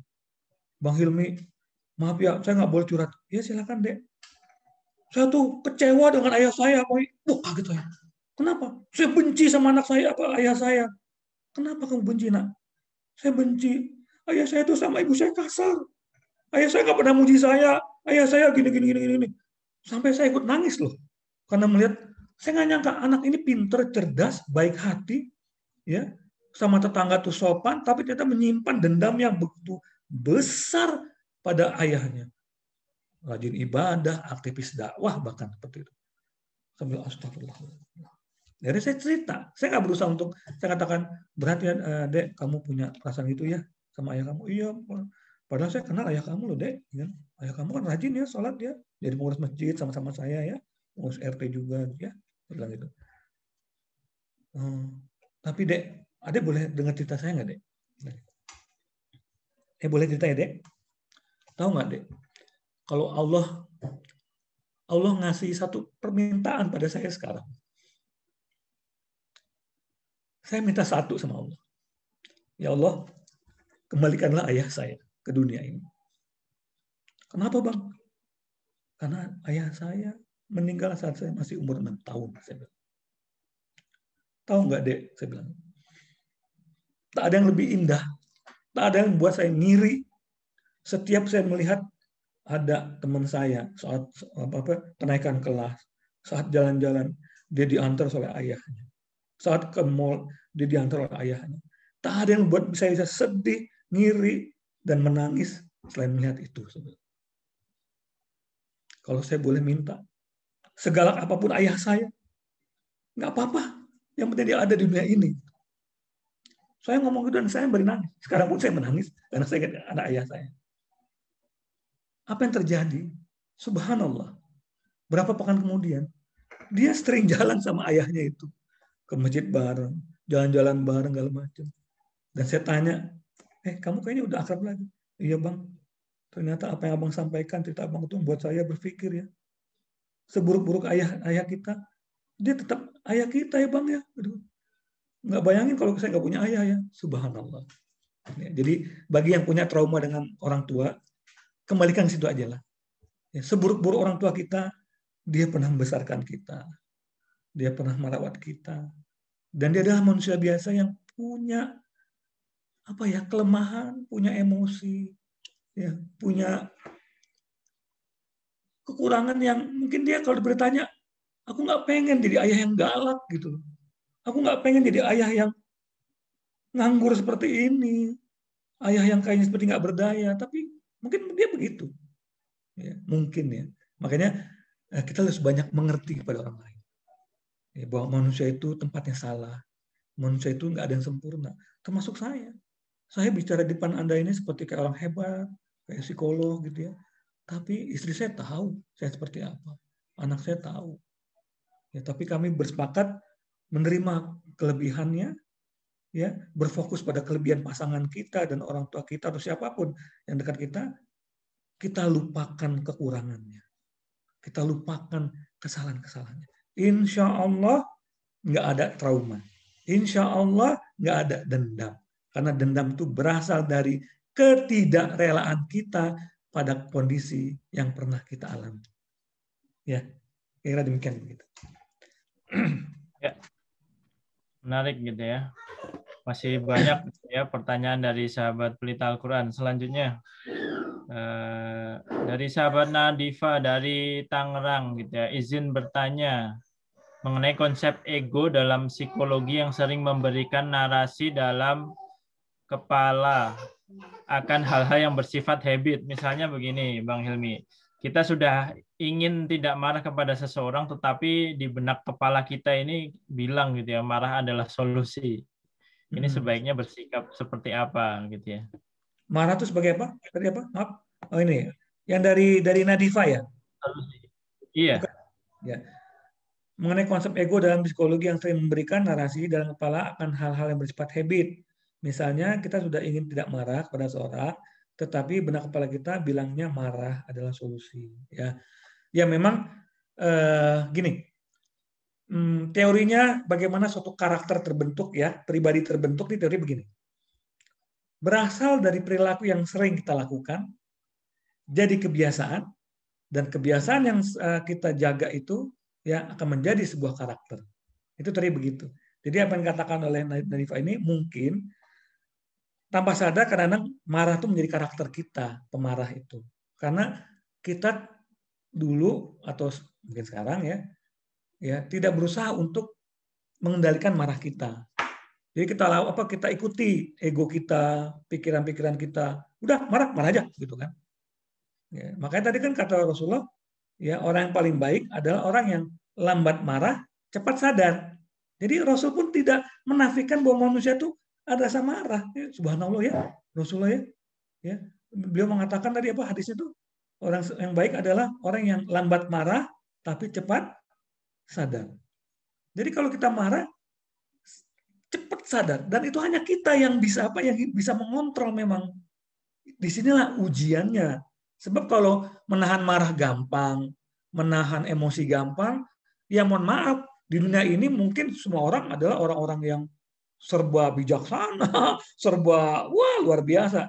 Jadi nggak asik juga dunia kali kalau semuanya kayak Bang Aji semua baik gitu, kayak Pak Yunus semua baik, tipenya sama, nggak ada yang pemarah, nggak ada yang gampang nangis. Ntar nggak laku tuh drama-drama Korea yang gampang nangis. Ini bercanda ya seperti itu. Jadi ini sesuatu yang Allah berikan, ya, free will. Ya, Allah memberikan suatu jalan. Makanya kan falhamaha fujuraha wa taqwaha. Dan kami ilhamkan pada manusia itu jalan yang buruk maupun jalan yang takwa. Ya, di ayat lain mengatakan la ikraha fid din, nggak ada paksaan dalam masalah kita beragama. Ya, jadi memang Allah memberi kesempatan, silakan. Ya, kamu mau meneruskan marahmu, melepaskan marahmu, yang kalau kata tadi kata siapa seorang ulama kita, seperti akan jadi binatang buas akan menerkam kamu, atau kayak kata Rasulullah, ya kita kendalikan, memperlambat marah, meningkatkan kesadaran. Ya, jadi memang harus berlatih si Mbak Nadifa nih, harus berlatih, ya banyak diskusi, banyak ngobrol orang yang sabar, yang lebih tidak emosional tuh membuat diri kita ini loh terpengaruh loh. Ya, kalau kita mainin sama anak-anak yang begitu juga, yang marah-marah juga, gitu. Ya kita akan sangat terpengaruh. Harus ada lingkungan lain yang membuat kita menjadi ini. Ya, kira-kira demikian begitu.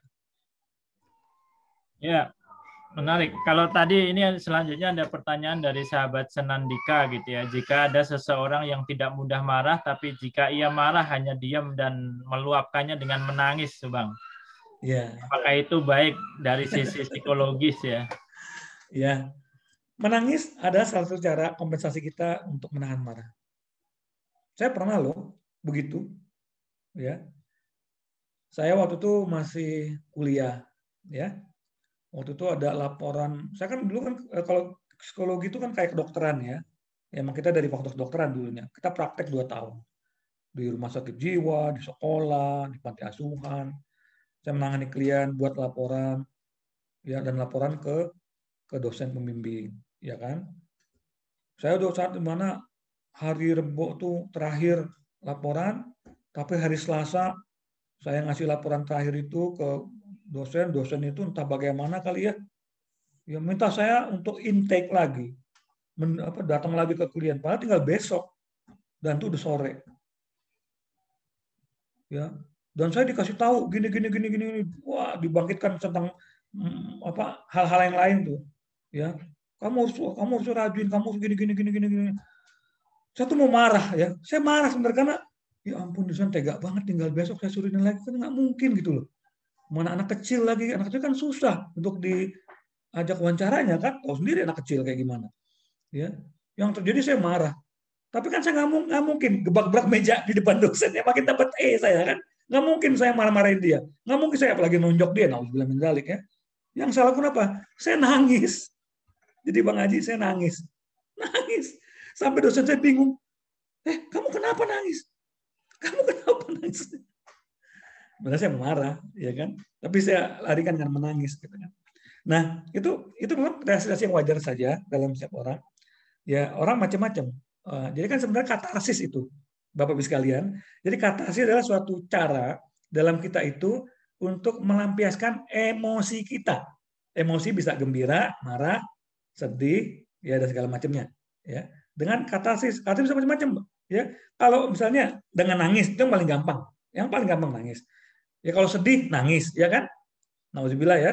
Setiap orang yang misalnya ada kematian nangis, itu kan katarsis daripada pelampiasan emosi sedihnya.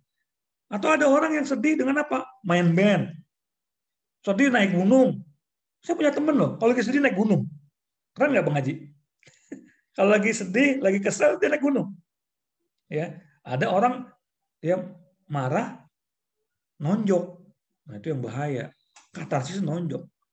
Ganti aja, cari samsak, tonjokin samsak gitu di rumah. Maka saya suka beli samsak, kalau sekali marah saya nonjokin samsak gitu di fitness yang saya punya. Dia kesel tonjokin aja tuh. Nah, itu katarsis. Ya dalam berapa hal boleh, ya dalam berapa hal, tapi jangan sampai keseringan. Dikit nangis, lagi rapat, diomelin bos nangis, lagi nangis, temu dosen nangis. nanti kita dianggap orang cengeng dan orang nggak tough. Itu akan menghambat karir kita nanti kalau kita masih bekerja. Kalau kita di keluarga, bahaya buat anak-anak kita. Aduh, gue punya ibu cengeng banget gitu kan. Nanti dia akan niru loh. Ya, ya sekali-kali boleh, tapi jangan sering nangis lah. Kira-kira demikian. Ya, selanjutnya Bang Hilmi dari sahabat Aminah Mustari. Dari bagaimana memutus kebiasaan marah pada anak-anak yang sering mereka lihat dilakukan oleh orang lain atau ayahnya atau siapa gitu ya. Dan bagaimana terapinya biar anak-anak nggak dikit-dikit ngegas katanya Bang Hilmi. Nah, ya memang ini perkara sulit nih. Wah, kalau di grup WhatsApp tuh ada meme-nya tuh, perkara sulit. Ya, ya memutus rangkaian bagaimana anak tuh meniru ya orang marah dari orang tuanya atau keluarganya. Itu anak itu kan sebenarnya dia melihat lalu dia masuk ke amigdalanya, masuk ke korteks cerebri yang tadi itu ya, dia akan mengolahnya. Nah, anak itu kan secara teori perkembangan anak ya, proses moralisasinya kan belum selesai. Makanya penting bagi seorang orang tua jangan bosan-bosan ya memberikan contoh, ya menasehati, berdialog atau apa saja yang berkaitan dengan pembentukan moral. Misalnya ya, jadi konsep-konsep bahwa kamu tuh nggak boleh kalau kamu marah kamu langsung nonjok. Karena apa? Kalau kamu nonjok, kalau dibalas kamu celaka. Kedua, ayahnya bisa marah, nanti dibawa ke polisi. Dan seorang Muslim tuh nggak boleh gigit-gigit main tonjok, ya, ya karena Rasul pun nggak pernah membalas kalau dilempar kayak gitu. Itu kan nilai-nilai yang harus ada di kepala anak. Bisa jadi Bapak sekalian nggak langsung diterima Bapak Ibu.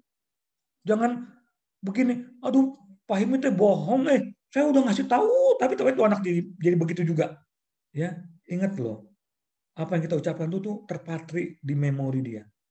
Dan memori manusia itu unlimited. Sebenarnya nggak ada istilah kita penuh, otak itu nggak ada. Subhanallah, itu ciptaan Allah yang luar biasa otak itu. Ya, saking nggak penuhnya, kita tuh bisa apa ya? Bisa memasukkan gigabyte memori, ya. Kalaupun tuh lupa tuh bukan karena hilang. Lupa tuh hanya ingatan tuh tertumpuk dengan ingatan yang lain.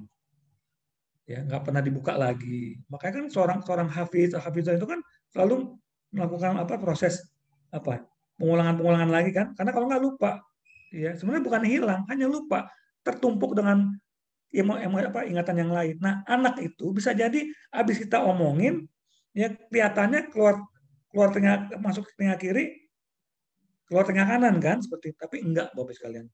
Someday itu bisa seminggu kemudian, sebulan kemudian, setahun kemudian, bahkan puluhan tahun kemudian, pada saat dia akan mengambil sebuah decision making, sebuah mengambil keputusan, saat dia harus korupsi, ya, dia ada kesempatan korupsi.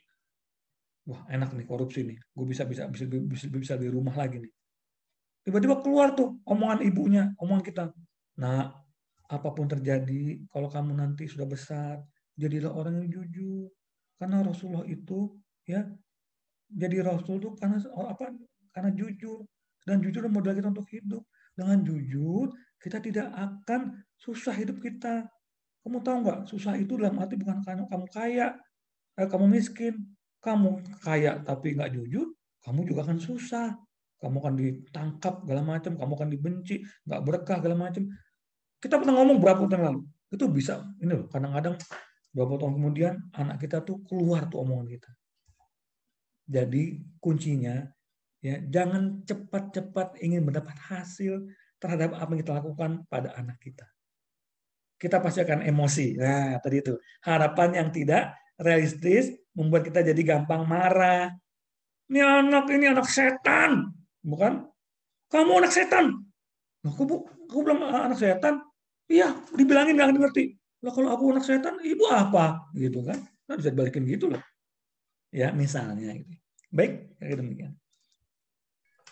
Ya, menarik nih Bang Hilmi. Semakin seru dan pertanyaannya menarik-menarik kalau saya baca ini dari sahabat Miranur dan Toti Catur. ini mungkin berkaitan gitu ya. Apa namanya, sebatas mana gitu ya, sebatas mana kita menyampaikan sesuatu, menasehati atau mengingatkan tanpa kemudian kita sampai marah gitu ya. Kadang kan kita pengen ngasih tahu toh, tapi kok batu banget kalau bahasanya gitu ya, nggak ngerti-ngerti, terus kitanya Iya, iya, sendiri iya. yang jadi jengkel gitu ya terhadap apapun ya, apapun, banyak hal gitu ya. Nah, itu bagaimana menyikapinya agar kita tidak terbawa emosi tapi kemudian bisa menyampaikan dengan baik, Bang. Ya tadi kan ini menarik, ini buat saya juga sih. Saya juga suka sama anak buah saya suka marah-marah. Tapi kalau saya tuh marah tuh karena memang begini loh, marah tuh bukan sesuatu yang nggak boleh. Kayak misalnya ada anak buah kita nih, ya, itu salah, harus kita marahi. Kalau nggak dimarahi terjadi apa dia? Ya, jadi pemalas, jadi nggak tahu masalah. Cuma jangan ini bedakan marah dengan memaki ya.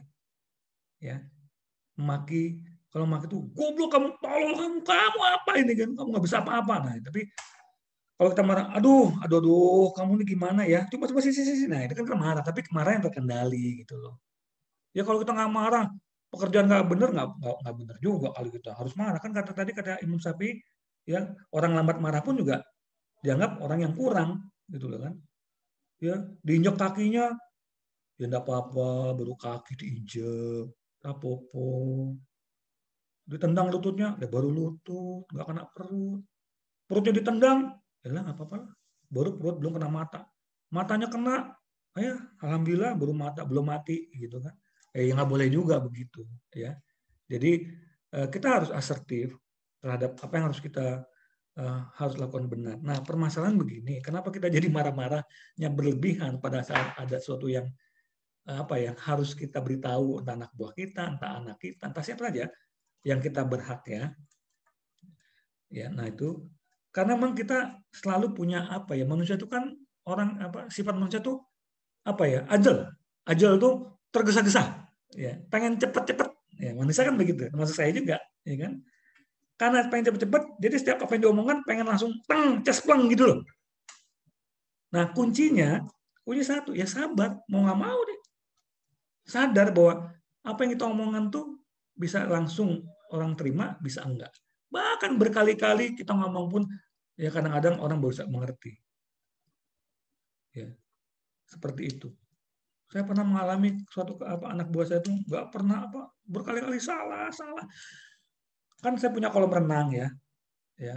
Kolam renang itu Pak Yus Daud pernah kayak gitu ya. Itu kan harus dibersihkan setiap customer sewa keluarga ya. Jadi bukannya kolam renang umum, dia keluarga sewa gitu. Harus dibersihkan ya, harus dibersihkan oleh staf saya. Kadang saya suka marah. Ya ampun, aku masih ada kotoran nggak dibersihin gitu kan. Coba kamu sini, kamu bersihin. Coba, itu ada kotoran nggak? Nggak ada, Pak. Kamu gimana masa nggak ada? Marah-marah saya. Berapa kali? Sini, seorang yang sama. Coba kamu lihat, itu kok nggak diambil kotoran? Mana kotoran, Pak? Nggak ada kotoran. Itu kotoran ada. Ternyata, pas saya cek lebih lanjut, coba, kamu kok sering begitu? Coba lihat, baca nih, baca. Saya kasih bacaan gitu kan, dari jauh.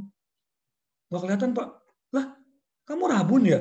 Udah saya panggil nih tukang kacamata yang bisa dipanggil tuh untuk ukur. Ternyata -3. Ya wajar aja dia banyak nggak bisa ngelihat titik-titik kecil di kolam renang begitu.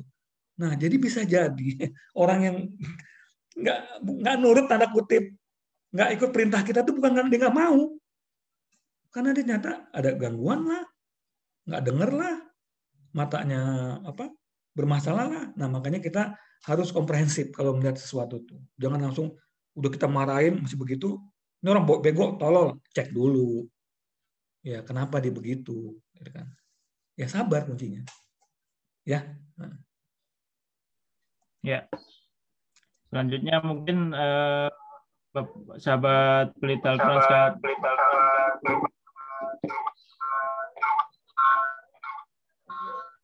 Ya,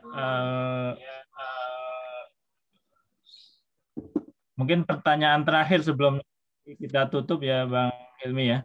Karena Siap. sudah 8:07 gitu ya. Saya mungkin sedikit merangkum, nanti bisa dijawabnya mungkin secepat gitu ya. Yang pertama terkait dengan penderita anxiety disorder atau penyakit mental lainnya. Nah, itu kan biasanya nggak terkontrol gitu ya emosinya. Ya, Nah, apakah ya, ketidakmampuan mengelola emosi itu bisa ya, termasuk dalam kategori penyakit atau bukan? ya, Itu yang pertama dari sahabat Vivi. ya, Eh, Kemudian yang selanjutnya gitu ya, ini masih sama. Kalau nah ini ada yang menarik.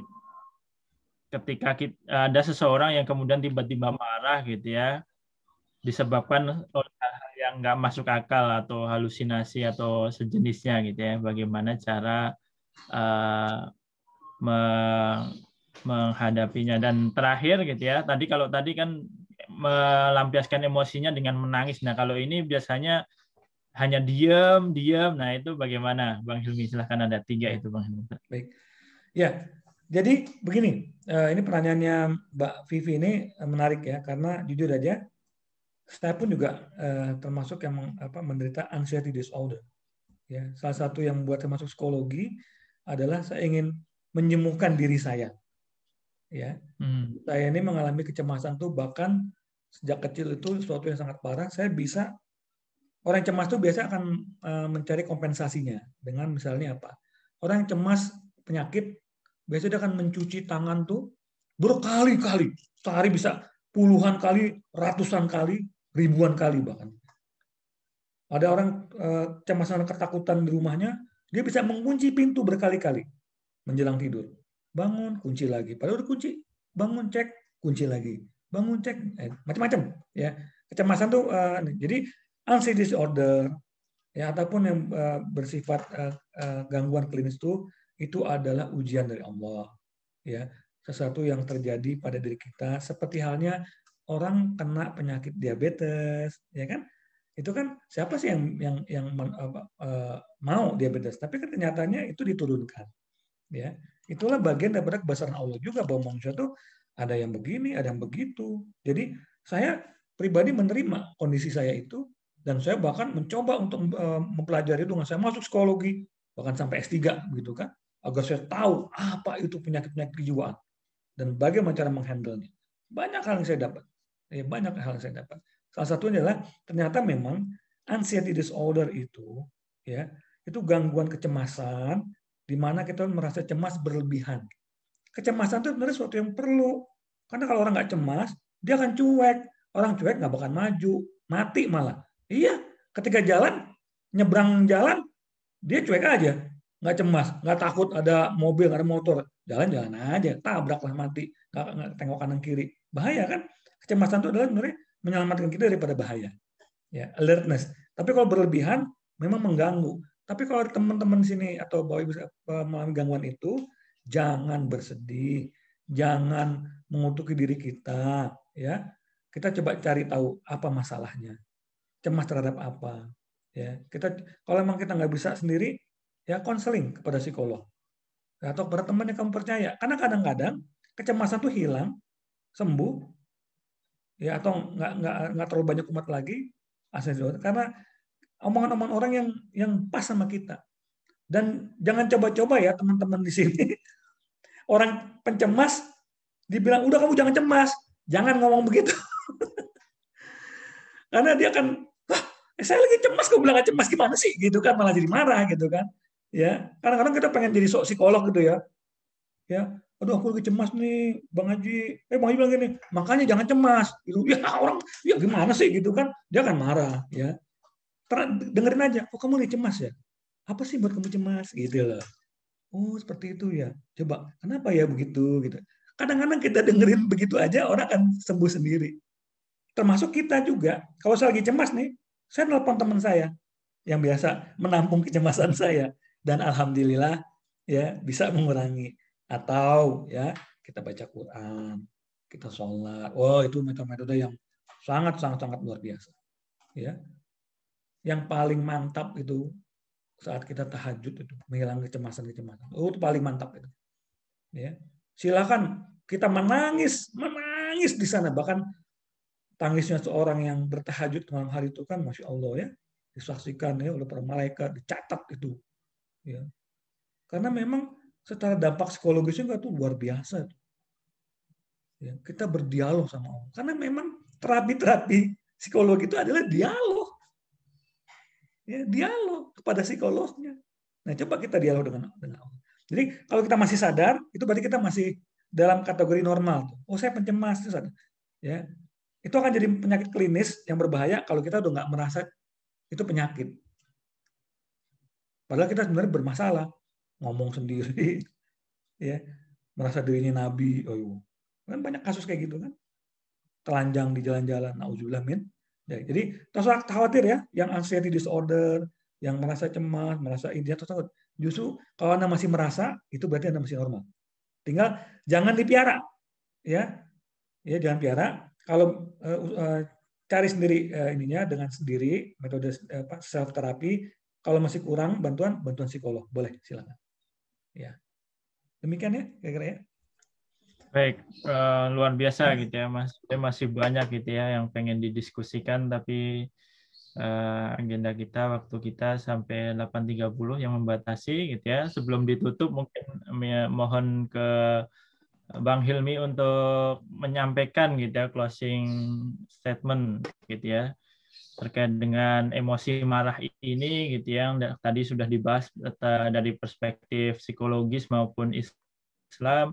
Sebenarnya hikmah apa gitu ya, yang kemudian apa yang perlu kita sikapi gitu ya sebagai seorang pribadi, seorang muslim juga gitu ya, menghadapi ya itu akan kita jumpai di keseharian kita gitu ya, di yang hikmahnya gitu ya, isyarat yang kemudian dari Al-Quran, perintah Allah gitu ya, kemudian contohkan Rasulullah yang tadi sudah sampaikan, bagaimana kita menghadapi gitu ya, menjalani kehidupan kita agar kita bisa tetap meningkatkan kebaikan amal kita, takwa kita pada Allah, kemudian tetap kita bisa mengendalikan emosi gitu ya. Silakan Bang Hilmi.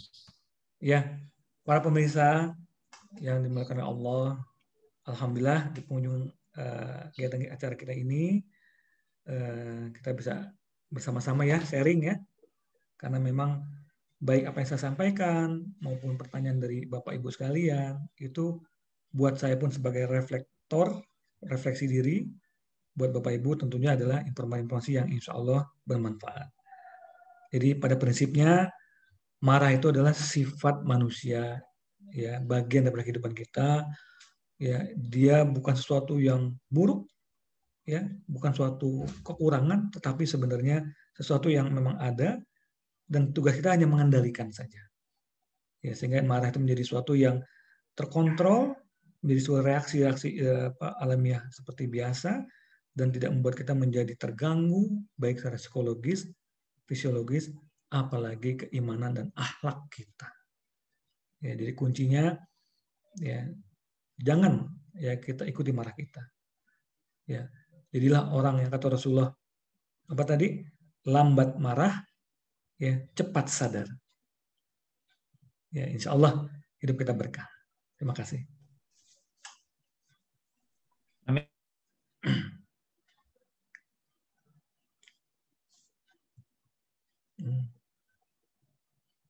Halo.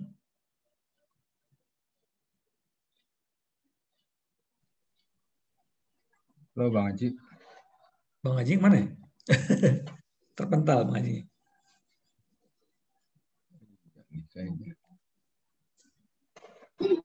Diambil alih kali Pak Yunus. Oh iya. Terpental Haji. Iya, alhamdulillah. Jazakumullah khair. Wa iyakum. Bang Hilmi, Masya Allah. Ustaz Hilmi yang sudah menyampaikan pemaparan luar biasa. Alhamdulillah kita jadi dapat inspirasi yang banyak dan kita jadi banyak belajar insya Allah, dan semua kita punya potensi marah, dan alhamdulillah dengan ada diskusi gambaran tadi, pemaparan tentang marah dan juga guidance dari Allah dan Rasulnya dari sisi psikologis juga, ilmu psikologi itu Masya Allah kita jadi lebih bisa memahami permasalahan yang satu ini. Mudah-mudahan insya Allah kita bisa inline dengan Allah dan Rasulnya yang amin. biasa melarang kita la taghdab, la taghdab wa lakal jannah. Masya Allah. Luar Itu biasa. ada dosen saya itu, Masya Allah, Pak Gagan. Masya Allah. Masya Allah, Pak Gagan. Saya jadi malu nih, Pak Gagan. Izin ya, saya ngomong banyak nih, Pak Gagan. Ya Allah. Pak Gagan, monggo.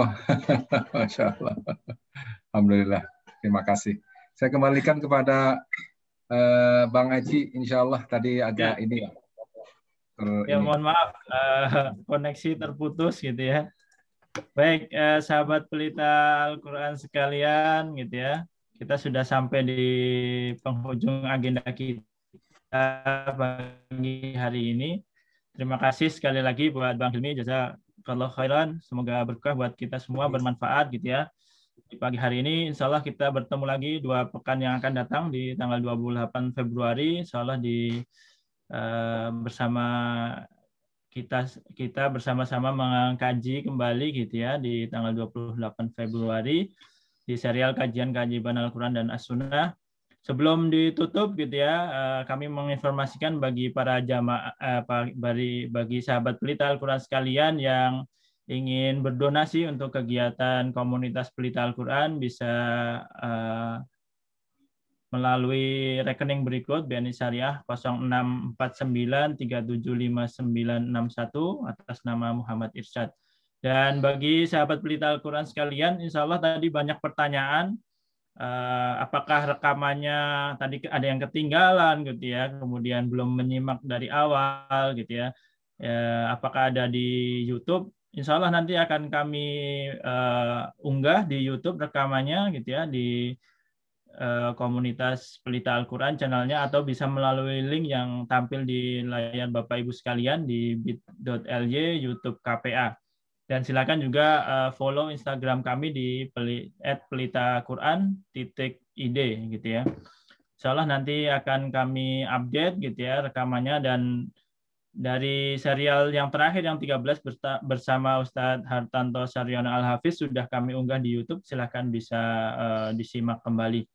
Baik, terima kasih sekali lagi Bang Hilmi atas waktunya, ilmunya, sharingnya gitu ya, dan terima kasih juga. Izin sebentar bicara ya. Ada Bang Gagan itu dosen saya. Saya jazakallah kepada Bang Gagan yang telah mendidik saya sebagai psikolog. Beliau tuh guru saya, panutan saya. Ini saya bisa bicara sini karena salah satunya peran dari Bang Gagan. Jazakallah Bang Gagan. Ya. Itu terima kasih buat sahabat pelita Al-Quran sekalian gitu ya. Sampai bertemu kembali di 2 pekan yang akan datang insya Allah di serial keajaiban Al-Quran dan As-Sunnah. Terima kasih, kita tutup dengan doa kafaratul majlis. Subhanakallahumma wa bihamdik asyhadu an la ilaha illa anta astaghfiruka wa atubu ilaik. Kami dari komunitas pelita Al-Quran mohon maaf apabila banyak kekurangan gitu ya. Mohon maaf gitu ya. Mohon dimaafkan, dan insya Allah nanti materinya akan kami bagikan di grup WA serial KPA. Baik, terima kasih. Sampai bertemu kembali di 2 pekan yang akan datang. Kami undur diri. Billahi taufiq wal hidayah. Assalamualaikum warahmatullahi wabarakatuh. Waalaikumsalam. Waalaikumsalam warahmatullahi wabarakatuh. Jazakumullah khair, Bang Hilmi, Masya Allah. Ya, Bang Hilmi, terima kasih. Buat Pak Yunus Daud, Bang Gagan, Bang Aji. Masya Allah, alhamdulillah, sama-sama.